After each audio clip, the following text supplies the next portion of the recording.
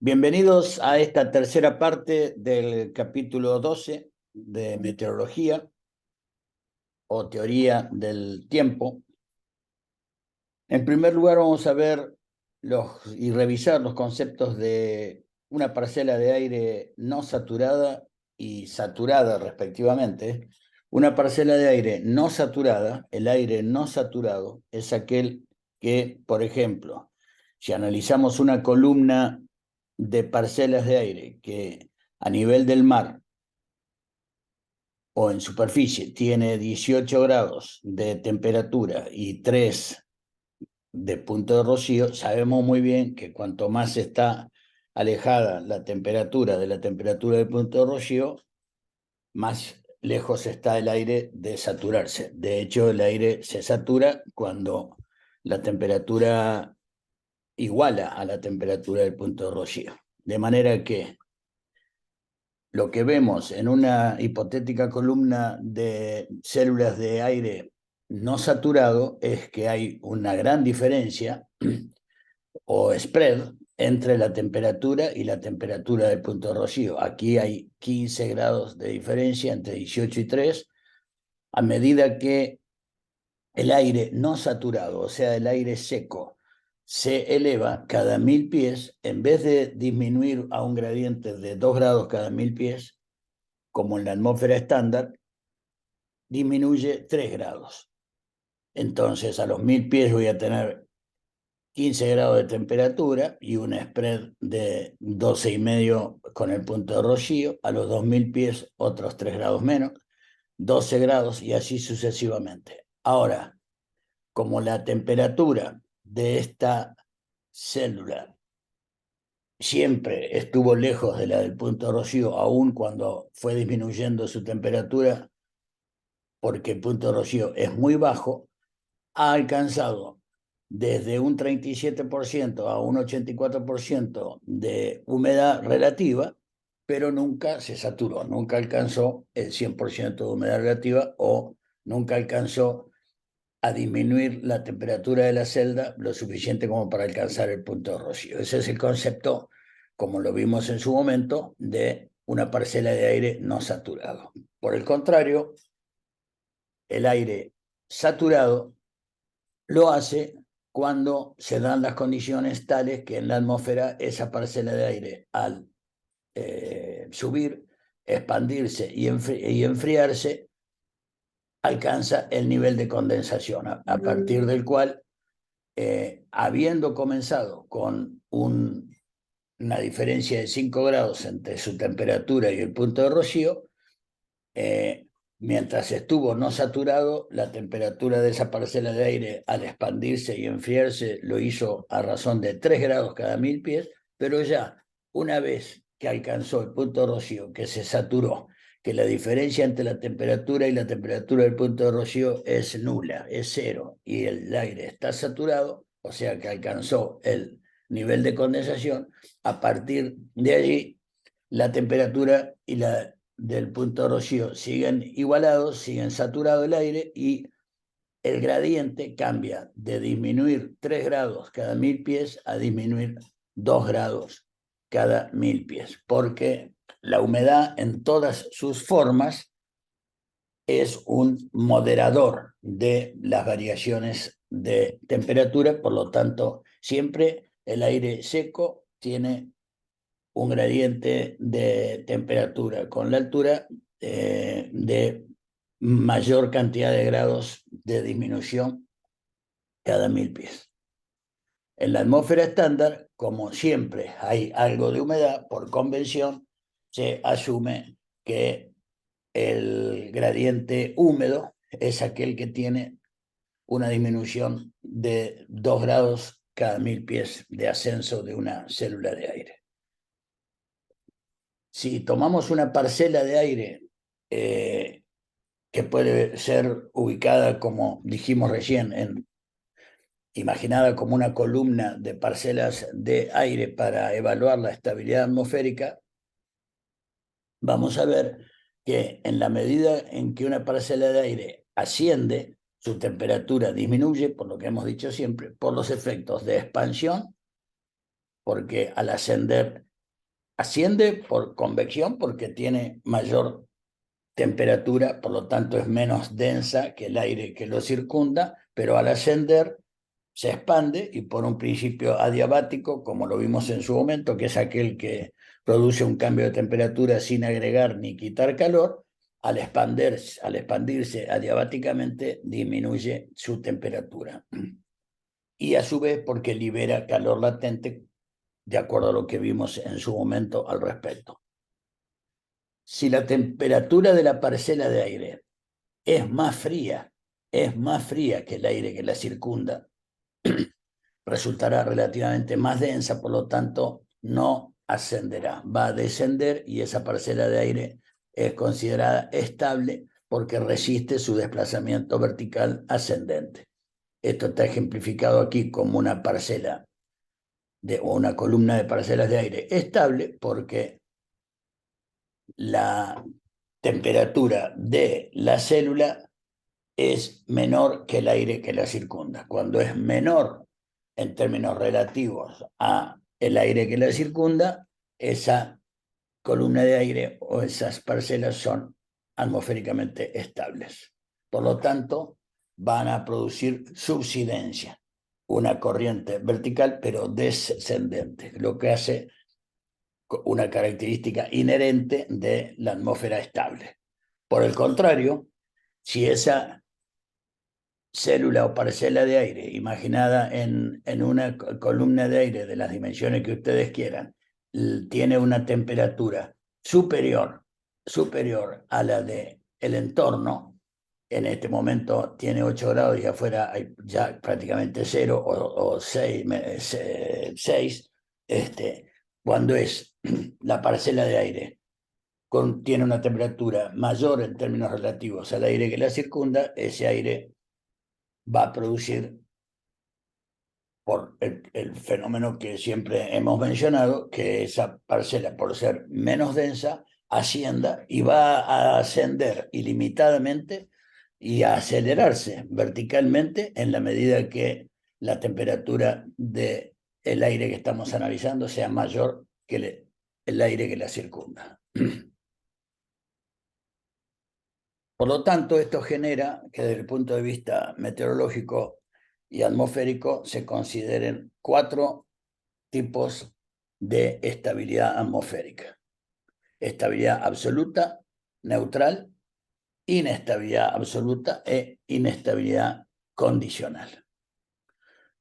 Vamos a ver la condicional luego, pero respecto a repasar, reafirmar los conceptos que acabamos de decir en la placa anterior, un concepto de estabilidad absoluta sería aquel mediante el cual una parcela de aire que tuvo en el inicio una temperatura igual a la de la superficie, que por alguna razón o porque tiene unos graditos más asciende y se va enfriando, cuando llega a una temperatura inferior a la del entorno, va a descender. Por el contrario, si una célula de aire asciende mientras tenga una temperatura interna, esa parcela de aire o esa zona de aire superior a la del entorno, va a seguir ascendiendo. Y la neutral sería, en este caso es un caso de inestabilidad absoluta, y la neutral sería el caso en donde una parcela de aire encuentra que su temperatura inherente es idéntica a la del entorno, por lo tanto no tiende ni a la subsidencia ni a la convección. Es estacionaria y por lo tanto también al no haber corrientes verticales ascendentes ni descendentes, se trata de una estabilidad desde el punto de vista teórico absolutamente neutral. Ya vamos a ver en qué condiciones y por qué, a partir de estas 3 grandes ideas conceptuales sobre la estabilidad atmosférica, se da y tiene lugar la inestabilidad condicional. Por lo tanto, la estabilidad absoluta es el estado de una columna de aire en la atmósfera cuyo gradiente de temperatura, o sea, la la cantidad de grados cada 1000 pies que disminuye, es menor que el gradiente adiabático húmedo. El gradiente adiabático húmedo es 2 grados cada 1000 pies. Esto incluye el caso de las isotermas y la inversión de temperatura. Esto quiere decir que el aire estable tiene la característica de que el gradiente es menor y, por lo tanto, la temperatura exterior del aire que circunda una determinada columna de células de aire siempre es mayor. O, dicho al revés, la molécula de aire tiene siempre menor temperatura que el entorno. Por lo tanto, el spread o la diferencia entre la temperatura ambiente y la de una parcela de aire es siempre positivo a favor del aire que la circunda. El caso de la neutral es el estado de una columna de aire cuya temperatura es igual al de la temperatura del aire que la circunda. Empezamos con 20 grados la molécula de aire, 20 grados el aire que la circunda, 17, 17, 14, 14. En todos los casos, aun cuando, independientemente de que primero ya teniendo gradiente seco y después gradiente húmedo de 3 grados cada 1000 pies y de 2 grados cada 1000 pies después, independientemente de eso, la temperatura de la molécula que estamos analizando, de la columna de aire que estamos analizando, es idéntica a la del aire ambiente.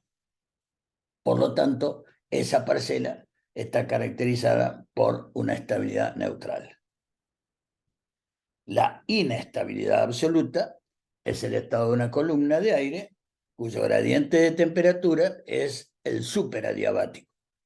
lo cual es mayor que el gradiente adiabático seco, que ya es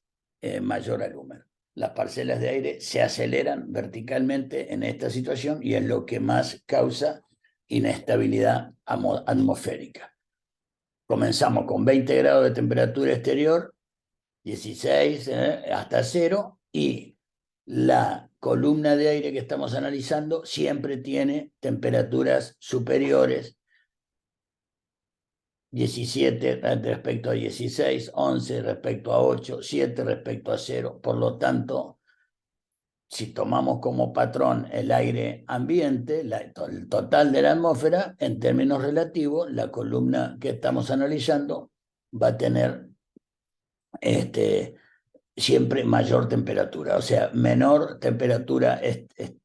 ambiente que el de la columna, lo cual hace que esa parcela analizada sea absolutamente inestable. Esto, cuando hablamos de que el gradiente seco, como vemos acá, es un gradiente de 3 grados cada 1000 pies y el húmedo es de 2 grados cada 1000 pies, el superadiabático puede llegar a 5 grados cada 1000 pies, con lo cual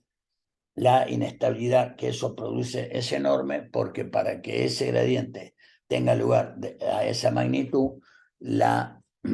temperatura interna de la parcela de aire que está ascendiendo tiene que ser muy elevada respecto al entorno. Por último, la inestabilidad condicional es el estado de una columna de aire no saturado en la atmósfera, cuyo gradiente de temperatura es menor que el adiabático seco, pero mayor que el gradiente adiabático húmedo. O sea, es el que vamos a encontrar más comúnmente en la mayoría de las condiciones en que la atmósfera se encuentre. Esto ocurre mientras el aire es estable, no saturado, y por lo tanto vamos a ir teniendo una disminución de 3 grados cada 1000 pies de temperatura, y con una temperatura de la molécula de aire, de la parcela de aire que estamos analizando, inferior a la externa, lo cual lo hace inherentemente estable. Y en este ejemplo, una vez que se satura, alcanza el nivel de condensación y el gradiente empieza a ser de 2 grados. cada 1000 pies de disminución de temperatura. Y hasta que posteriormente la temperatura del aire externo desciende lo suficiente o la temperatura de la parcela analizada mantiene una temperatura relativamente superior a la del aire ambiente, lo cual lo hace inestable. A partir de que esta condición de neutral a inestable, porque acá es 9 y 9 en neutral. Entonces, esta inestabilidad condicional es aquella en la que una columna de aire atraviesa por todos los estados. Empieza a ser estable, se convierte en neutral cuando la temperatura de la parcela iguala a la exterior y se convierte en inestable cuando, nuevamente, como en el caso de la inestabilidad absoluta, esta molécula de aire tiene una temperatura superior a la del entorno. A partir de la estabilidad neutral y se convierte en una parcela de aire inestable, ese es lo que se considera y se denomina nivel de convección libre, porque a partir de ahí, nuevamente, como en el caso de la que es absolutamente inestable, la columna de aire se acelera verticalmente en forma ascendente. Esto se puede sintetizar todo lo que hemos visto en un gráfico de coordenadas, en donde si en las ordenadas tenemos la altitud y en las abscisas la temperatura que desciende de derecha a izquierda, en la derecha tenemos el aire cálido y el frío a la izquierda. Si con la altura la temperatura no varía, se mantiene constante, es el caso de una isoterma. Si por otro lado imaginamos un muy brusco descenso de la temperatura con relación a la altura, que sería un gradiente superadiabático, una gran cantidad de disminución de grados cada 1000 pies, es lo que es el gradiente superadiabático, que es superior al del aire seco. La condición estándar de la atmósfera estándar es una disminución de 2 grados cada 1000 pies, y es lo que se considera y se denomina el gradiente adiabático húmedo. Este es el que tomamos como la atmósfera estándar internacional a 2 grados de disminución de temperatura cada 1000 pies. Y si este es el húmedo, el gradiente adiabático seco, que vimos de 3 grados de disminución de temperatura cada 1000 pies, se puede graficar de esta manera, en donde vemos lo exagerado que es el gradiente superadiabático. Por lo tanto, en esta zona verde, que es donde más nos vamos a mover entre el gradiente adiabático seco y húmedo, entre 2 y 3 grados de disminución de temperatura cada 1000 pies, en el medio va a estar la condición que vamos a llamar de inestabilidad condicional, mientras un gradiente superior al seco, al adiabático seco, ya se inclina hacia la gran inestabilidad, incluyendo el superadiabático. Y por el contrario, un gradiente de temperatura de menor disminución con la altura que el adiabático húmedo genera que cualquier condición en esa zona, incluyendo la isoterma o la inversión de temperatura, aquellos casos donde la temperatura termina aumentando en vez de disminuyendo con la altura, toda la zona esta celeste va a ser caracterizada por aire estable, desde la absoluta estabilidad cuando el gradiente es menor al adiabático húmedo, a el caso de la isoterma y de la inversión de temperatura. Esto sucede con los cambios de temperatura de una columna de aire desplazándose verticalmente en la atmósfera. Ahora, También hay otros elementos, como vimos en su momento, que generan inestabilidad del aire, pero por razones dinámicas, mecánicas, etcétera, como por ejemplo efectos de fricción generados por la convergencia que hay en un centro de alta presión que gira contra el reloj en el hemisferio norte, como en este caso, que genera que cuando esa convergencia se centra en el núcleo de la baja presión, genera corrientes ascendentes importantes. Y por el contrario, en los centros de baja presión va a haber subsidencia por el efecto inverso, porque los centros de alta presión se caracterizan por que su circulación es divergente respecto al centro de la alta presión. Con el mismo criterio, cuando un frente frío se desplaza, en este caso, de izquierda a derecha hacia la masa de aire cálido, esa cuña y la velocidad con que ese frente se desplaza y esa cuña de aire más denso que está desplazando al cálido y generalmente húmedo, genera que al desplazarse ese frente se produzcan corrientes verticales ascendentes que no hacen más que inestabilizar el aire, pero ya de manera más local, relacionada con este tipo de fenómenos. También localmente, una línea de inestabilidad que está generalmente asociada, no siempre, pero generalmente asociada a un frente frío de desplazamiento rápido y en aire inestable, se desplaza en la misma dirección y paralelo al frente, delante de este, genera actividad convectiva severa y tiene una nubosidad prefrontal que se caracteriza por chaparrones, tormentas eléctricas que se anticipan al frente en forma de cigarro. Concretamente, si en el sur de la provincia de Buenos Aires, al sur de Bahía Blanca, está ubicado un frente frío que se desplaza de sudoeste a noreste en la dirección que indican la simbología del frente frío, hasta depende la velocidad, la intensidad de este frente en un frente frío muy importante que se desplace a 50, 60 nudos, va a generar muchos kilómetros más adelante una zona de enorme inestabilidad caracterizada por una línea de inestabilidad que es la que se expresa gráficamente con líneas y dos puntos, guiones y dos puntos, que, como vemos, corre en forma paralela y y se desplaza en la misma dirección que el frente que la va a que va a estar desplazándose detrás de ella. Eso también genera, obviamente, una gran inestabilidad en las inmediaciones de la línea que lleva justamente ese nombre.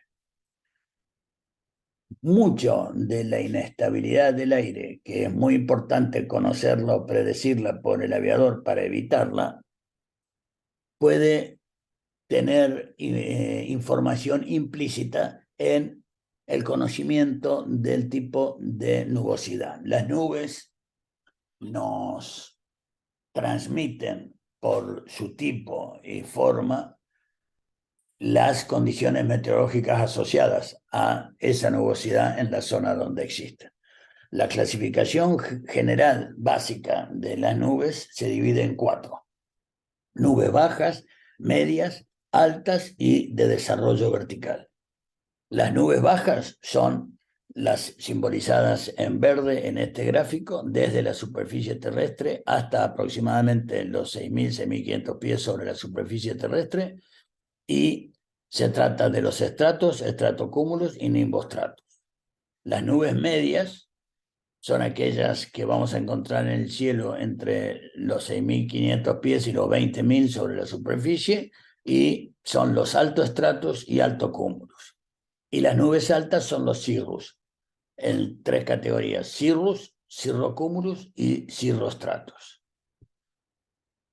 Por otra parte, e independientemente de la altura, porque pueden llegar, como está graficado aquí, a ocupar todos los niveles de la atmósfera, por eso no se clasifican por su altura como medias, bajas o altas, están las nubes de desarrollo vertical. que son los cúmulos, los torres cúmulos y los cúmulos nimbos. Las nubes altas, que como dijimos son los cirrus, cirrocúmulos y cirroestratos, son las nubes que están caracterizadas por estas respectivas formas y en altura, como dijimos, por encima de los 20.000 pies de altura. Por lo general, por lo tanto, están caracterizadas por nubes formadas por cristales de hielo. En general, no tienen efectos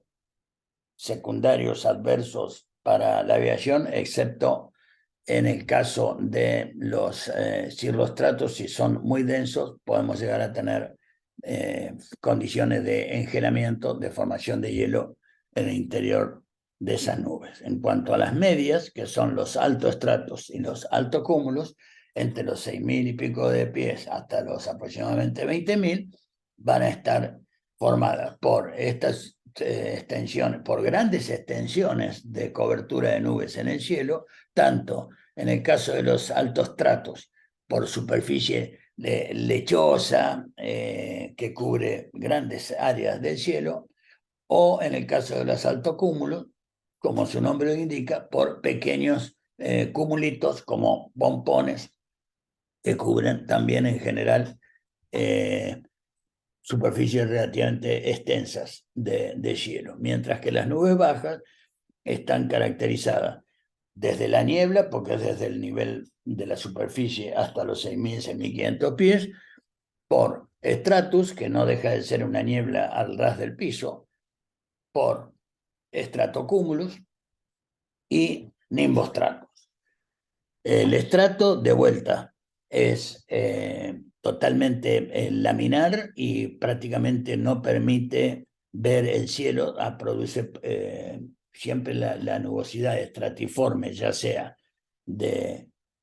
estratos, altoestratos o cirrostratos. Ya cuando la nubosidad es estratiforme, en general no tiene perforaciones que nos permita ver parcialmente el cielo, lo cubre totalmente, por eso digo normalmente de una superficie lechosa, mientras el estratocúmulus, al tener la forma cumuliforme, puede estar o con cumulitos aislados o en bandas, como en calles que señalan la dirección en que corre el viento, pero permite la observación del cielo entre la nubosidad cumuliforme. Mientras que el nimbostrato es una nube con gran sombra propia, esto quiere decir que tiene una gran densidad de humedad de agua dentro de la nube, es aquella nube que entre la superficie terrestre y los 6.500 pies produce intensas lluvias bastante continuas y de gran densidad de las gotas de lluvia y la forma en que precipitan persistentemente. Mientras que las nubes de desarrollo vertical son los cúmulos, también denominados cúmulos de buen tiempo o cúmulos humilis, los torrecúmulos o cúmulos potentes también se les llama en Argentina, cuando un cúmulo alcanza un nivel de desarrollo importante. Dentro del cúmulo potente o torre cúmulo ya puede haber granizo, siempre turbulencia, etcétera, porque ya tiene un desarrollo muy importante. Y el cúmulo nimbo, que es cuando un torre cúmulo se ha desarrollado hasta su nivel de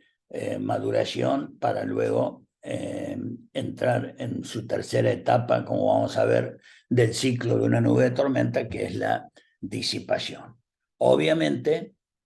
la más potencialmente peligrosa de estas tres tipos de nubes, esta es totalmente inofensiva, podrá causar alguna turbulencia local, esta ya es para evitar, y esta definitivamente. Toda nube convectiva debe ser evitada como mínimo por 20 millas. Lo más prudente es 50 kilómetros desde su periferia, desde sus bordes. A nivel del análisis y la comprensión de una nube de tormenta o una célula de tormenta, necesita de 3 condiciones para desarrollarse y tener lugar. Si cualquiera de estas faltara, no se forma una nube de tormenta. Pero cuando coinciden que hay suficiente humedad disponible en forma, por ejemplo, de vapor de agua después de, o ya sea por la humedad del aire o en zonas donde recientemente ha precipitado mucho y hay humedad acumulada, etcétera. En definitiva, vapor de agua disponible. Inestabilidad del aire. Esa es la gran importancia de haber comprendido previamente por donde comenzamos hoy, el concepto de inestabilidad o estabilidad atmosférica. En aire inestable, la tormenta encuentra su caldo de cultivo fundamental. Y que por alguna razón dinámica, mecánica, convectiva,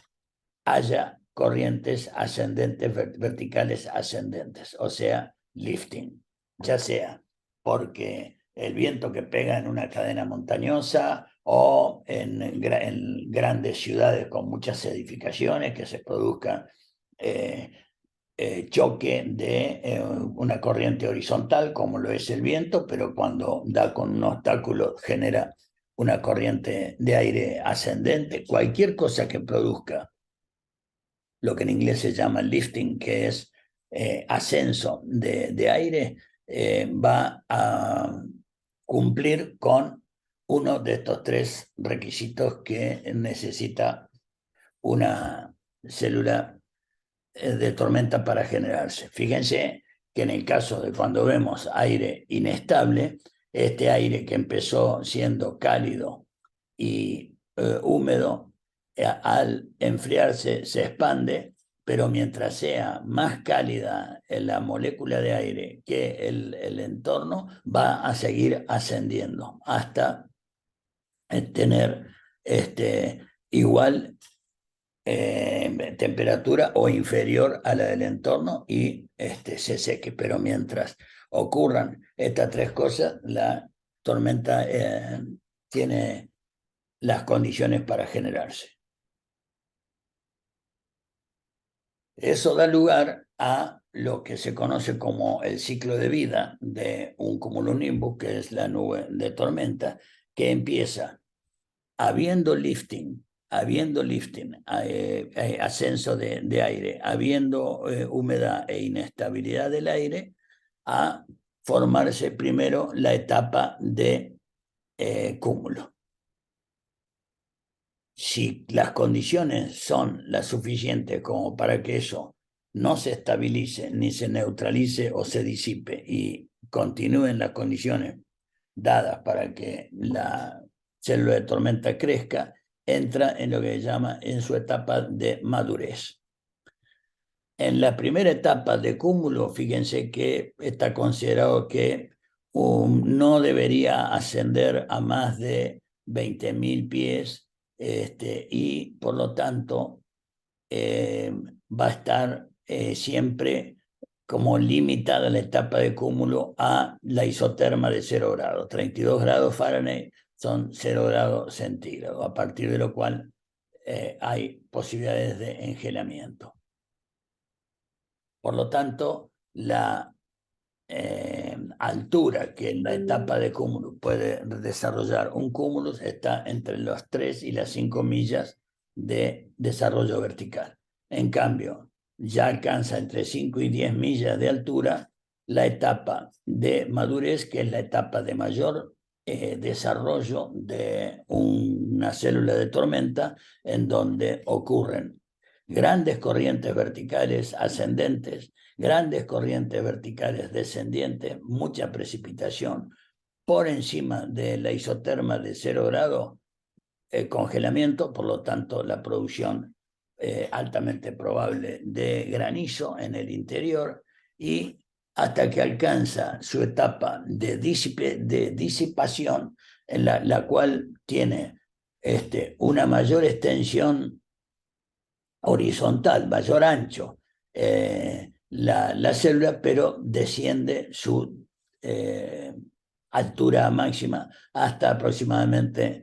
un máximo de 7 millas de altura. Pero predominan las corrientes,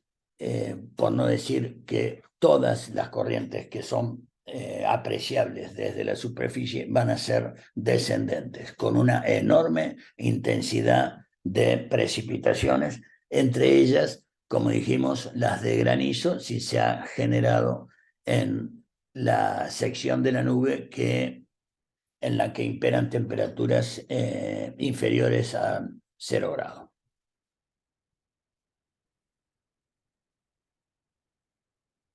Por lo tanto, esa etapa de madurez, que es la más potencialmente peligrosa para la aviación, es la que concentra todos y cada uno de los elementos negativos de una nube de tormenta. Muchísimas corrientes ascendentes, pero sobre todo descendentes a partir de la base de la nube, muy fuertes. Se forma delante del desplazamiento de la nube lo que se llama la nube de la primera ráfaga, que generalmente produce un torbellino, igual que el efecto de rolido que tiene en la base delantera de la nube. Mucha cortante de viento, quiere decir, como hemos visto cuando hemos visto cortante, que en muy poca distancia y tiempo cambia la dirección y la intensidad de viento violentamente. Granizo y corrientes verticales muy fuertes, ascendentes y descendentes, y en el sentido de movimiento de la nube se genera lo que se llama yunque, porque cuando la nube llega, el tope de la nube, a la tropopausa, que no puede llegar a tener ya mayor desarrollo vertical porque el gradiente de temperatura cesa. Si algo caracteriza la tropopausa es una isoterma de -56,5 grados, o sea, la temperatura ha dejado de descender 2 grados cada 1000 pies hasta que llega a una altura en la cual se produce una isoterma, deja de descender la temperatura, por lo tanto le hace una tapa, un freno a la convectividad, al ascenso de aire caliente, porque deja de haber cambio de temperatura. Lo mismo que cuando no solamente hay una isoterma, sino que se produce una inversión de temperatura. Eso es lo que señala y determina que las nubes de tormenta, cuando llegan a ese tope, generen una forma de yunque. Todas las zonas y las inmediaciones hasta como mínimo 20 millas alrededor de este tipo de nubes son muy peligrosas. A raíz de estas 3 etapas del ciclo de vida de la nube de tormenta, es muy probable que en muchas ocasiones uno se encuentre en una misma zona una tormenta en los 3 estados o más de un estado, que uno pueda estar en estado de disipación, en cuya etapa, como vimos, hay muy fuerte precipitación porque se está disipando la nube, está arrojando todo el potencial de energía que acumuló. En la etapa de madurez es la que más turbulencia y formación de granizo va a haber, y en donde todavía predominan corrientes también ascendentes, y caracterizada por este tipo de nubosidad. Y en la etapa de torre cúmulo y de cúmulo, el tipo de nubosidad que vimos previamente cuando vimos los tipos de nubes de desarrollo vertical. Por lo tanto,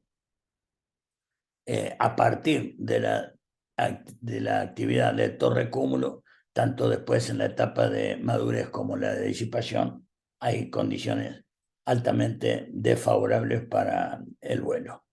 Esto hace que cuando este tipo de nubosidad, que es el que se desarrolla en una de las ocasiones que se desarrolla es en la parte frontal de un frente, especialmente en los frentes fríos. Detrás del frente frío nosotros vamos a tener en primera etapa la peor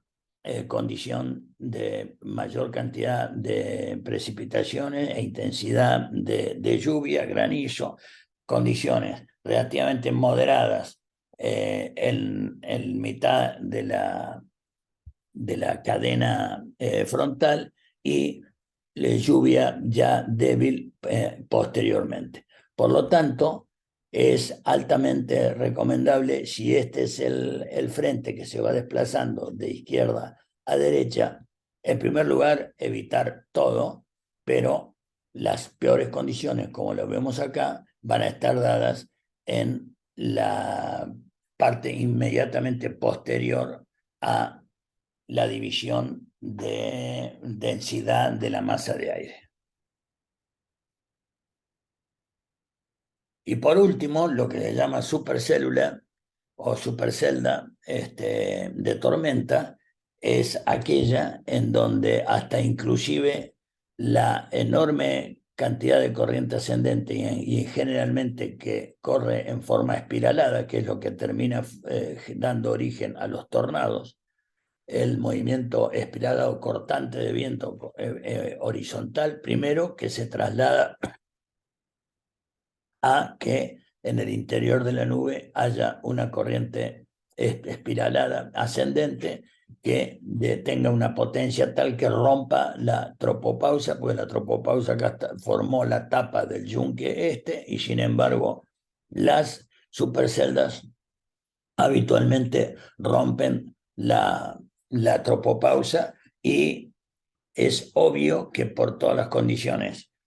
asociadas a una nube de tormenta convencional, esta es extremadamente más peligrosa al punto de que son las condiciones mínimas necesarias para la existencia y la generación de tornados. En cuanto a los fenómenos de precipitación, la formación de la lluvia obedece en su forma de génesis a el fenómeno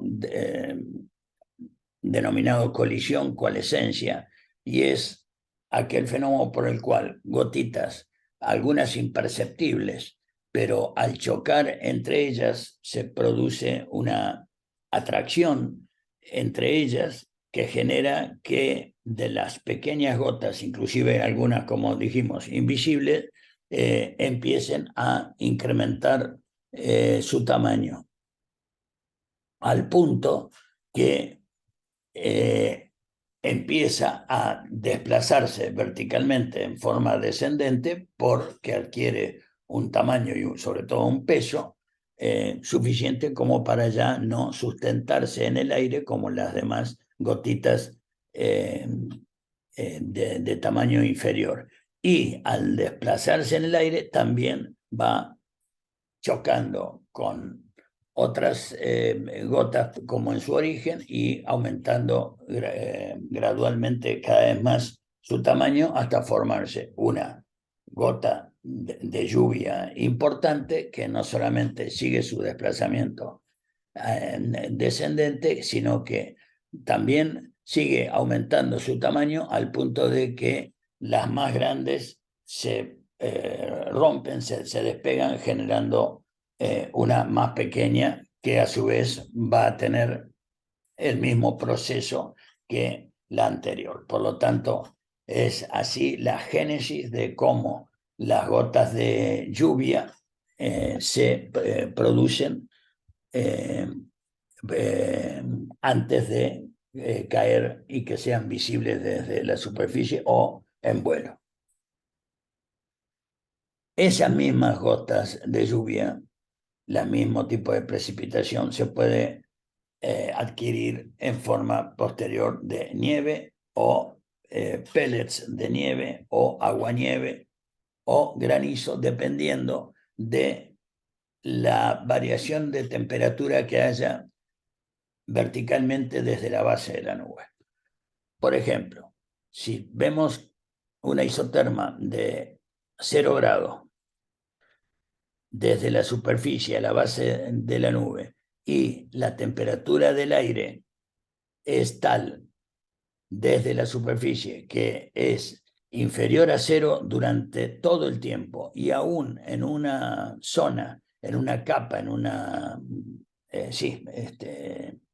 una determinada capa, se aproxime a 0, nunca desciende de 0, o sea que la temperatura siempre es inferior a la del punto de congelación. En esas condiciones, la precipitación de la nube va a ser percibida en la superficie o en todo su desarrollo vertical como nieve. O algunos pellets de nieve en el caso de que una pequeña o enorme capa, no importa, pero de aire relativamente más cálido que en su parte posterior e inferior, alcance y muchas veces supere en algunos grados el punto de congelación. Por lo tanto, la nube, al precipitar, genera nieve porque tiene temperaturas inferiores a 0, pero después esa nieve se derrite y puede llegar a caer, a volver a intentar congelarse nuevamente en las capas inferiores, donde otra vez tengamos temperaturas inferiores a 0. Por lo tanto, la, la manera en que esa nube va a precipitar va a ser en forma ya no de nieve, excepto en las primeras capas, sino de pequeños, lo que se llaman pellets de nieve, porque no llega a adquirir el tamaño de un copo de nieve, pero sí como laminitas de agua congelada. Por otro lado, la lluvia helada es aquella en donde, por las mismas razones que dijimos, en el interior de la nube se generó nieve por tener una capa de temperaturas bastante inferiores a 0, pero hay una gran zona, una gran capa de aire que en donde la atmósfera tiene temperaturas bastante superiores a 0, que no solamente ha superado 0, sino que lo supera significativamente. Por lo tanto, en esa capa que prácticamente llega hasta la superficie, obviamente los copos de nieve pasan de nieve a pellets de nieve, agua-nieve, y se convierte en lluvia helada, que cuando aún volviendo a tener temperaturas inferiores a 0 en inmediaciones de la superficie, no alcanza a solidificarse nuevamente y cae, pero como lluvia helada. Y cuando la mayoría de la zona supera los 0 grados desde la base de la nube hasta la superficie, se va a precipitar solamente como lluvia, porque no tiene posibilidades de congelarse. En cuanto al granizo, que puede llegar a adquirir en superficie tamaños realmente muy significativos, el fenómeno de generación del mismo es obviamente en el marco de la etapa de madurez de una nube de tormenta, en el ciclo de vida de madurez, en donde la nube toma aire relativamente cálido y seguramente húmedo, y se produce la congelación de, el agua y de esa humedad porque se alcanzan alturas donde no solamente es alcanzado, sino que disminuye de 0 la isoterma en el interior de esa nube y disminuye significativamente más la temperatura al punto de congelarse y de formarse granizo. Por la misma razón que con las gotas de agua, el granizo combina partículas de humedad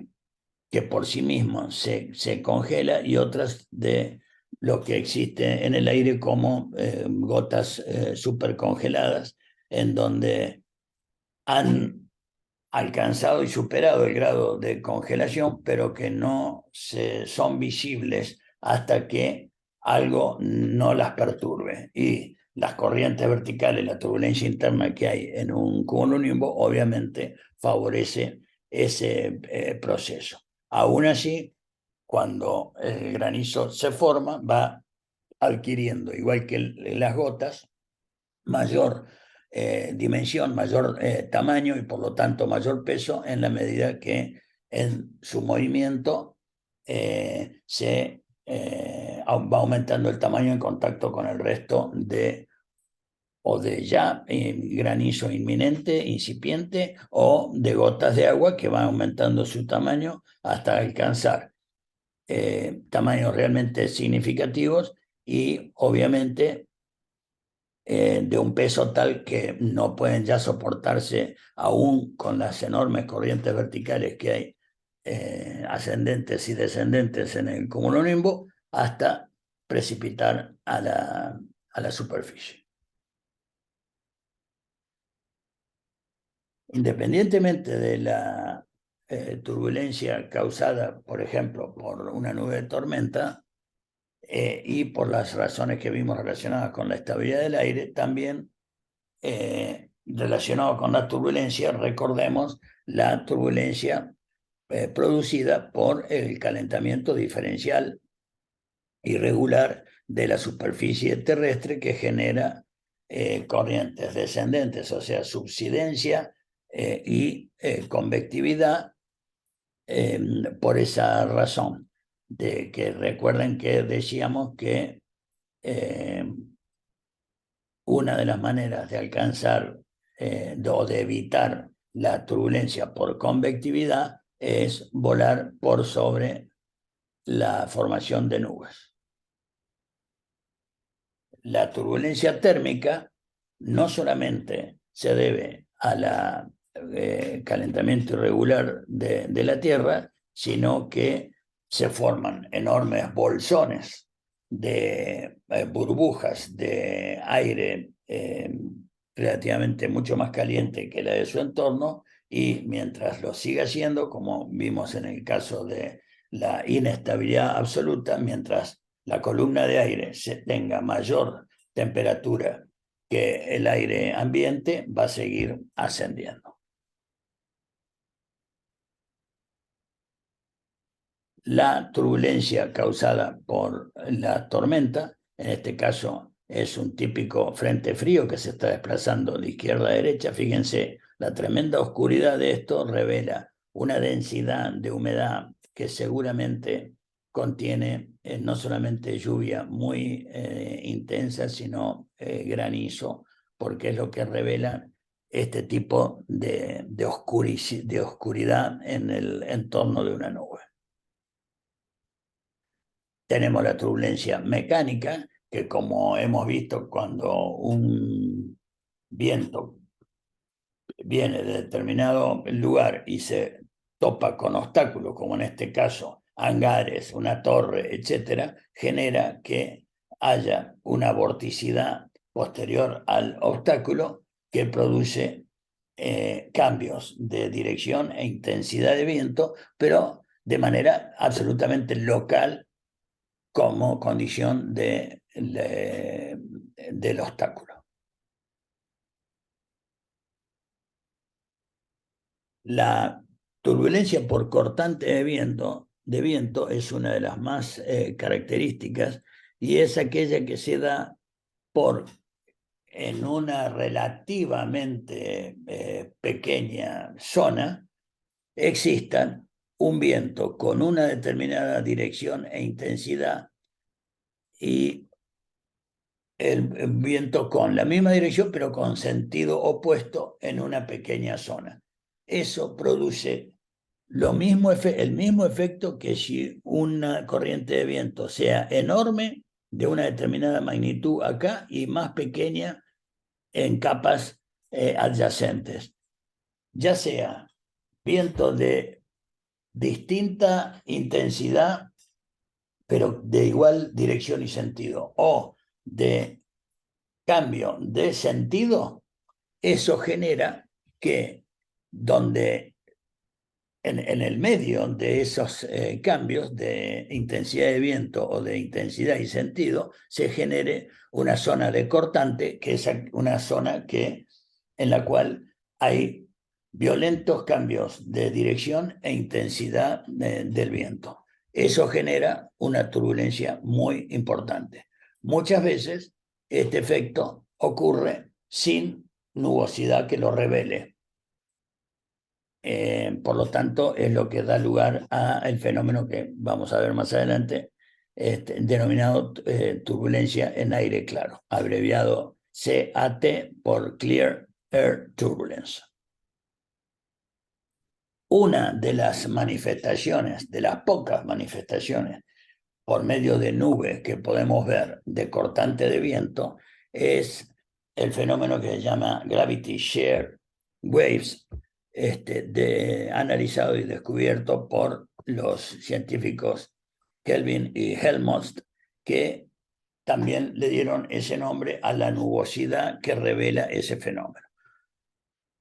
Una de las causas de cortante de viento, no la única, pero una, puede ser cuando hay inversión de temperatura. La temperatura disminuye con la altura y llega un momento que, en vez de haber un isoterma o seguir disminuyendo, al contrario, la temperatura aumenta con la altura porque se encuentra con una masa de aire más cálido que la inferior. Cuando eso sucede, se genera en esa capa de inversión una cortante de viento significativa. Ese fenómeno puede ser visible por las nubes Kelvin-Helmholtz, que adquieren este tipo tan característico, y fíjense que en muy poco espacio, aquí en este caso arriba de la montaña, no supera la altura de las montañas, la altura de estas nubes. O en este caso, donde hay edificaciones, fíjense que inmediatamente arriba de los árboles he visto. Esto quiere decir que hay un viento de derecha a izquierda en la zona superior y un viento de izquierda a derecha en la zona inferior que genera un efecto rotor en las nubes que sea absolutamente visible. Pero el tema es que más que el efecto es que en esa zona la turbulencia es muy significativa, por razones obvias. Cambia dramáticamente la dirección y la velocidad del viento en muy poco espacio. Otra de las causas de turbulencia en aire claro, como anunciamos, Clear Air Turbulence, es cuando ésta se produce en las inmediaciones de lo que se llama corriente en chorro o jet stream, que se produce a la altura de la tropopausa en zonas tropicales y polares en ambos hemisferios,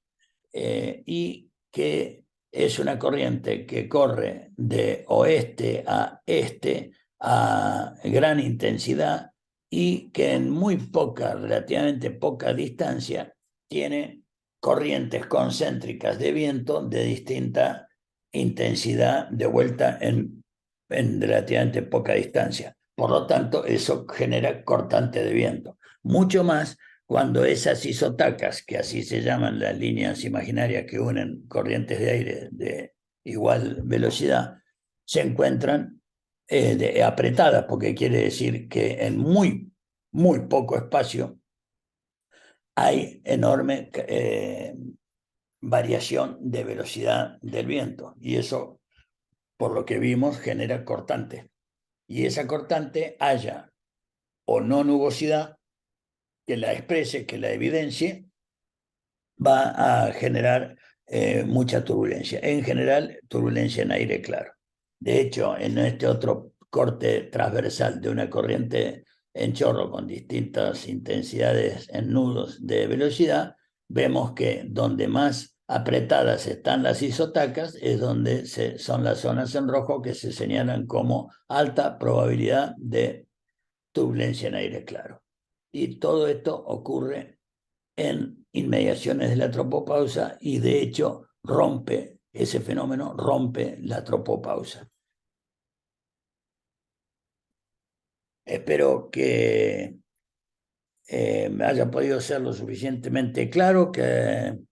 y que no duden en hacerme saber si los puedo ayudar en algo. Estoy, como siempre, a total disposición.